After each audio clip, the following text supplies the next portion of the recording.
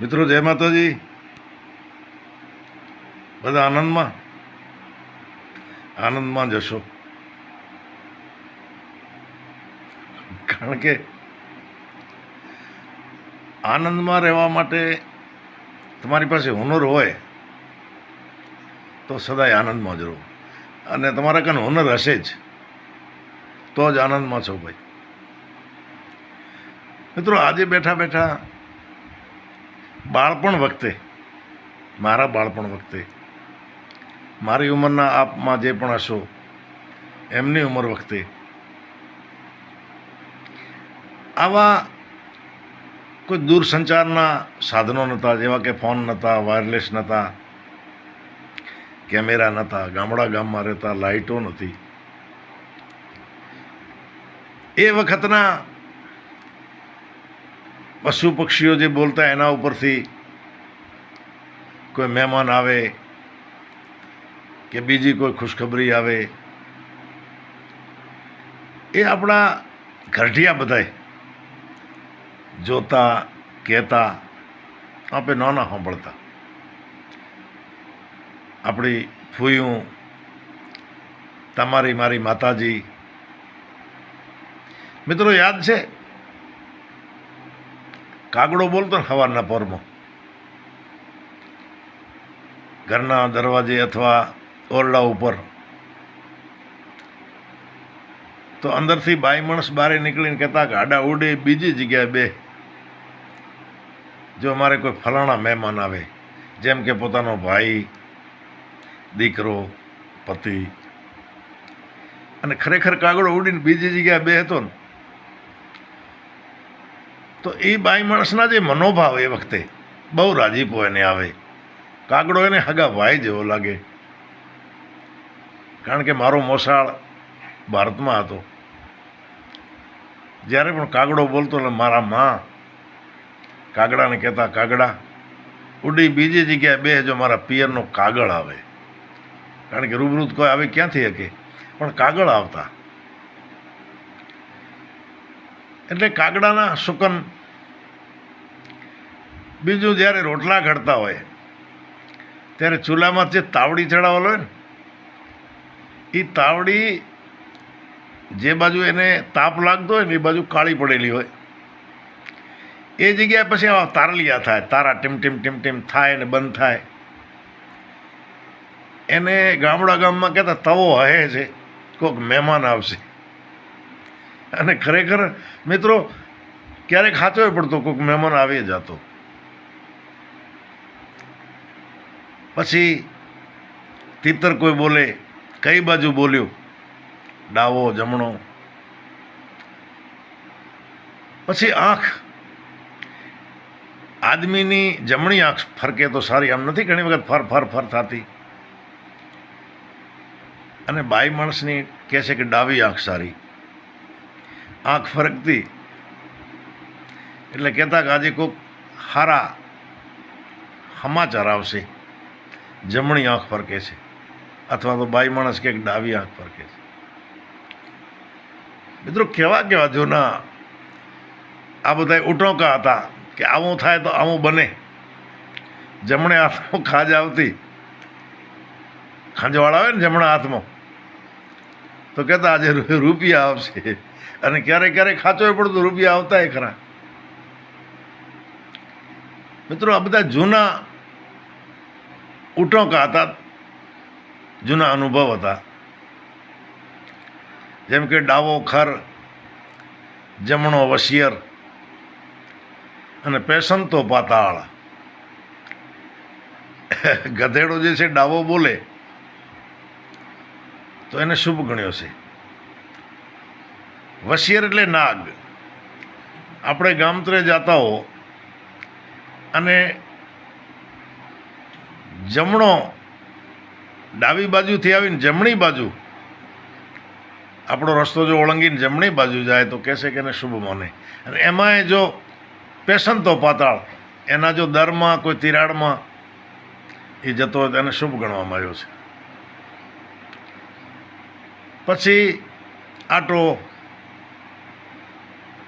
કીટો, ઘી ઘડો આવો પણ કહે છે સામે ઘી આવે તો અપશુકન, લોટ આવે તો અપશુકન, છૂટે કહેશે, નાનાઓ બધો ઘણો બધો કહેશે. બીજો મિત્રો તમને કોઈ યાદ હોય તો આપણે ચાડીખામાં તો આજે તો ગાડે થઈ, મોટરસાઇકલ થયા, એ વખતે ઊંઠ ઘોડા હતા. હવે ગામત્રે જવું હોય અને ઊંઠ ઉપર સવાર થાય તો ઊંઠ આમ પુઠ્ઠી ધંધોણે આમ જો કરે ને એ અપશુકન. તો ચડેલો ઉતરી જતા કહેતા ઊંઠ પુઠ્ઠી ધંધોણી નથી જવું. અને ઊંઠ તો જમણો પગ આમ ધડો હણે, ધડામ દઈને પગને ઉપાડી અને પાછો જમીનને એ ઠોકર મારે, એ શુભ શુકન હતા. કહેતા હવે પાવ બારા ફતેના ડંકા. એવી જ રીતે ઘોડો પણ જો પુઠ્ઠી ધંધોણે તો સારો નહીં સવારી થયા પછી, પણ જો ડાબો એમાંય જમણો જમીન ઉપર મારે તો કહેતા કે હવે જે કામે જાશો એ કામ પરિપૂર્ણ થશે, શુભ થશે. મિત્રો જેના વખતમાં બારવટિયા છે ને એ આવા શુકન લેતા, એમાં સારા નરસે શુકનરી ખબર પાડતા. મિત્રો બીજો ચીબરી, જેને અમે ભેરબે કહો છો, ચીબરી. ડાળે બેઠી ચીબરી બોલે છરછર બોલ. એ ચીબરી બોલવાના પ્રકાર હોય. ઘણી વખત ચીબરી માણસો અત્યારે ચીબરી બોલે રાત્રે એટલે બીક લાગે, પણ ખરેખર એ ચીબરી ડર બતાવે છે કે રાજીપો બતાવે છે, એ સમજનારા સમજે. મારા એક રાજપૂત મિત્ર એ સમજે. એક વખત અમે ખેતરમાં બેઠા હતા, ચીબરી બોલી. એ થળરો માણસ મને કે ગઢવી આ ચીબરી બહુ રાજીપે બોલે હરી. એટલે મેં તો ભાઈ ખબર ન પડી. મને કે આ એના બચ્ચાને રમાડે હરી. આવો જો રાજીપે બોલતી હોય તો એ શુભ છે.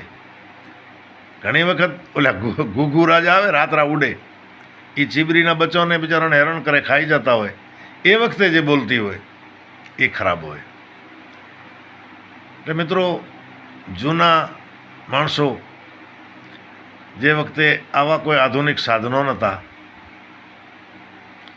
એ વખતે આવા બધા ઉટોંકા કરતા, ઘણી વખત હાચાએ પડતા.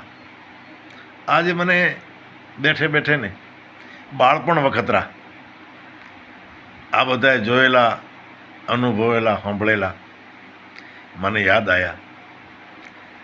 તો મિત્રો હવે તમે મને કોમેન્ટ એ માણસ જ કરજો જેણે આ બધો અનુભવ્યો હોય, જોયો હોય, સાંભળ્યો હોય કે પક્ષી બોલતા એનો આપણી મા, બેન, ફૂઈ ખરેખર આવું બોલતા.